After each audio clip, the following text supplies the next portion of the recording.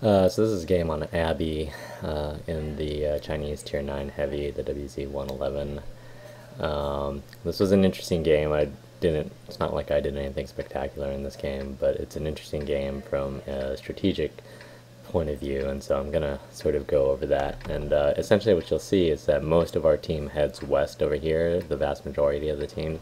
So I think it'll be interesting to talk about what I think like each tank should do at each point in the map to sort of illustrate how should you analyze when your team lemmings, and what is the best thing for you to do in terms of there has to be some math that you do where you go, okay, do I go with them and help, or do I go the other way and block the other flank?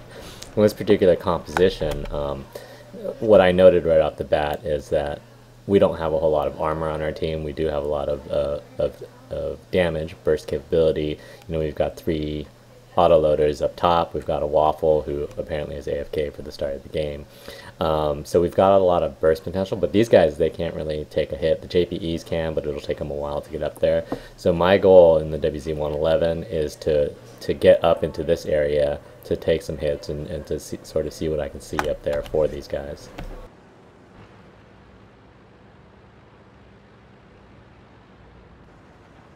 And then I'm usually staring at the dispersion at this point, and I see that most of us are going west, and so that doesn't really change my particular decision, but we'll go through sort of the decision tree for everyone else. Okay, so, and this is something that when I see this in a pub match, this makes me think that we're going to lose, and I'll talk about why. And it's interesting though, because like if I saw this same sort of dispersion in a company battle or in clan wars or something like that would be totally fine. Like you would expect that. And the difference really is the difference in that really is just how these tanks end up playing their particular roles.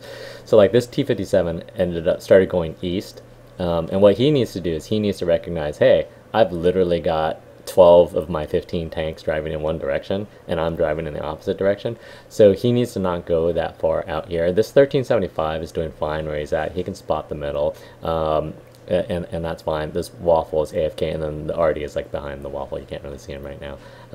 And if I was at Artie, I would also have noticed that 12 of our tanks went this way, so I would probably also head that way.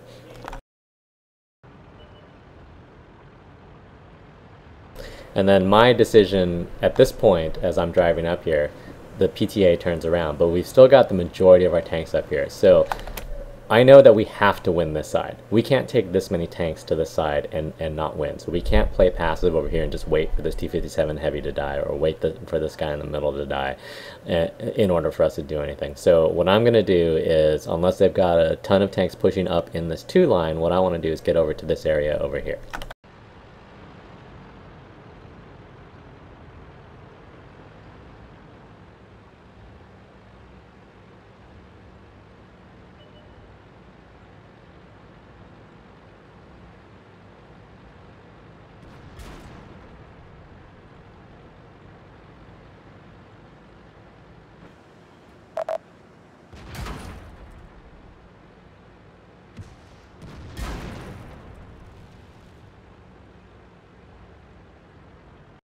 Okay, so now I'm in this position over here, and then what you want to do is you want to look at the map. So we have 4 guys here. It's basically 2 10s and an 8 and a 9.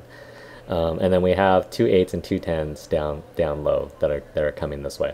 So that's fine. That's plenty of backup. At the end, we have this JT turn back and this Leo turn back. Our Waffle is no longer AFK, and he went to the east. So these guys are still in a dangerous position over here because they know that we have a lot of our guys over here, and if anything attacks them over there, none of these guys can help. None of them at all. The problematic thing is like these 2 guys are a little bit useless, and you're gonna watch and they'll camp in the base for a while. They would have been better off pushing up here and defending, particularly in our particular configuration, because if we played the 2 line and you let them have Abbey, there's a lot of avenues in which they can shoot the 2 line from the Abbey. But we'll talk about why that ends up being irrelevant in this game. And so I'm trying to figure out how many tanks they have here, and try to find unique ways to bounce off of a pattern. So I mean, I know that they have at least 6 tanks here. There's 5 that are lit, and then the 50B. But I still have these tanks behind me, and these tanks are pushing up the 1 line. Now, when the 50B, when one of the tanks, I forget, I don't think it was a 50B, I think it was a Centurion 7-1, was coming up this ramp, he spotted that first T-57 that was coming up here.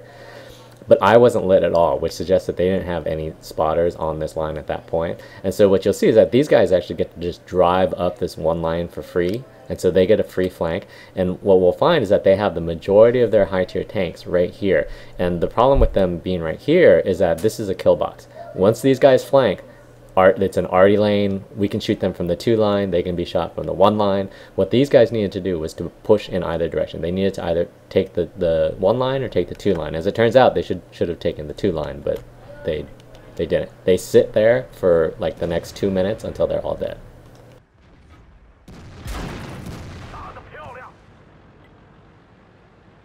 And I'm getting hatched a lot.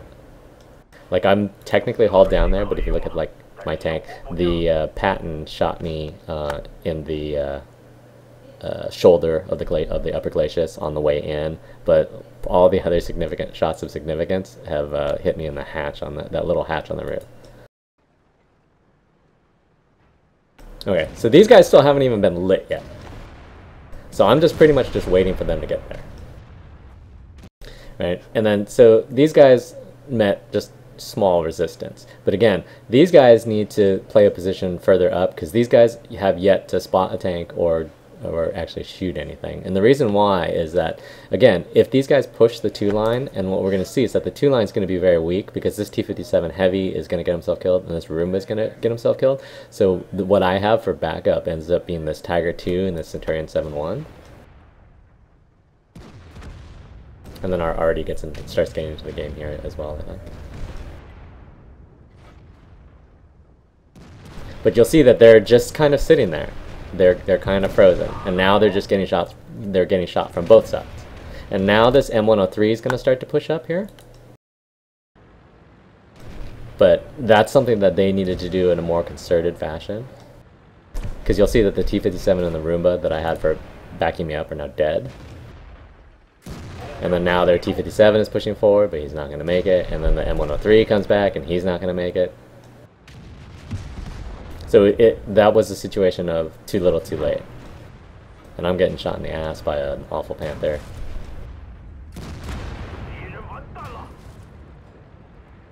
And I knew I was getting shot in the ass by the awful Panther, but I had to try to kill the M103.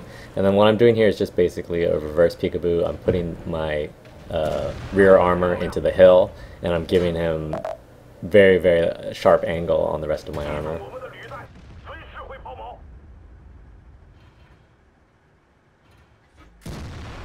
And then you'll see that our Leo pushed up on this side for some reason, whereas if he was on this side with the JT, then he could have really helped us in this town area. But since we have the 2 line, we cleared out this area completely. It's very easy for us to basically just mop up. And so what ended up happening is that we lost 0 tanks off of the 1 line. We lost these 2 tanks off of the 2 line, the Roomba and the T-57. And they lost like 5,000 to 6,000 health just in that exchange on that side, because they just sat there and just got punched in the face repeatedly.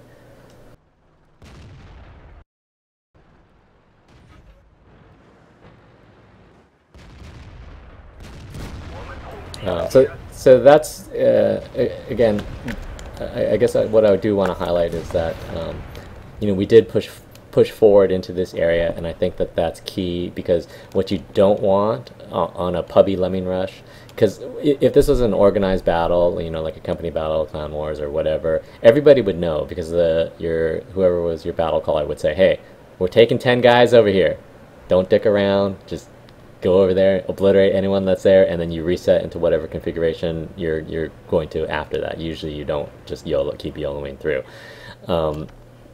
But and I rolled over here just because I wanted to show this. Like, look at all of their dead tanks in this area. And how many how many dead tanks do we have? We have those two back there. That's it. And that's how bad stopping in an area that's basically a kill box is for you.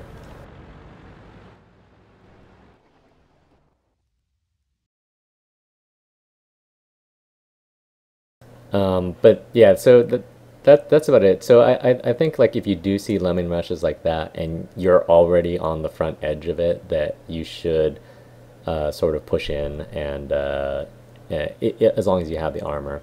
And because a lot of times what will stall out pub rushes like that is they'll see one or two tanks and then they'll just stop. And then you'll have like, 8 tier 10 tanks being held up by a single Tiger 2, and they're just like paralyzed to push in. It was really fortunate that our one line kept going, even though, I mean, they weren't spotted, they didn't spot anything, they didn't just camp back there in the G1, they just pushed forward, and then that allowed us to just completely obliterate their guys at D2.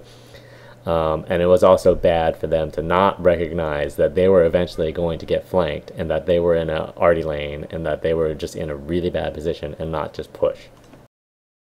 Especially since they did have a lot of weight there.